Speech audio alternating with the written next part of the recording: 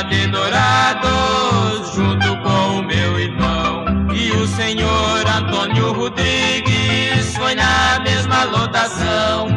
Saímos de C14, levado pelo bom patrão,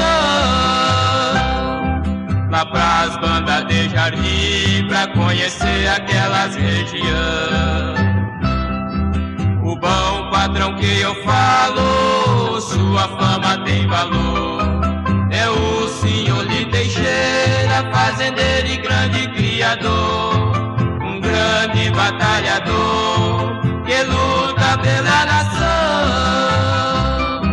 Lá nas terras de Ioá, que ele comprou a fazenda São João.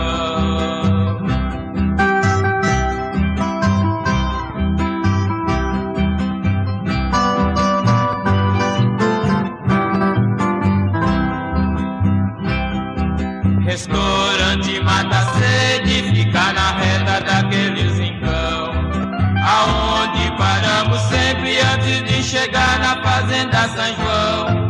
E somos bem recebidos por todos daquelas terras. Eu entro no F600 e marco 200 pra descer a serra.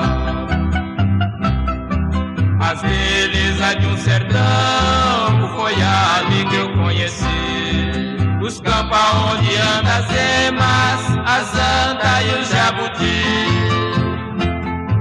O cantar da sirieima me deixou recordação.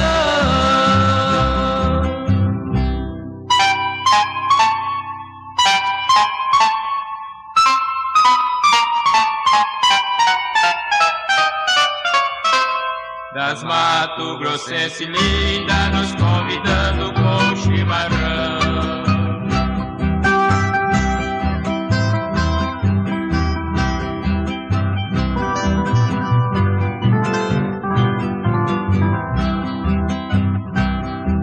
A fazenda São Domingo aguenta toda a despesa, para abrir a fazenda São João e fazer a região virar uma beleza.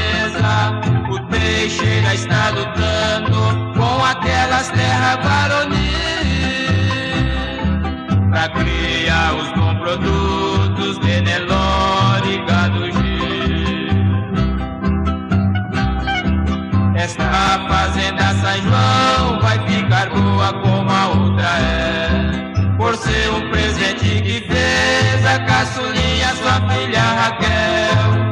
Fizemos a nossa homenagem, pedindo a Deus para te ajudar. Adeus Teixeiras, amigos, minerada boa lá de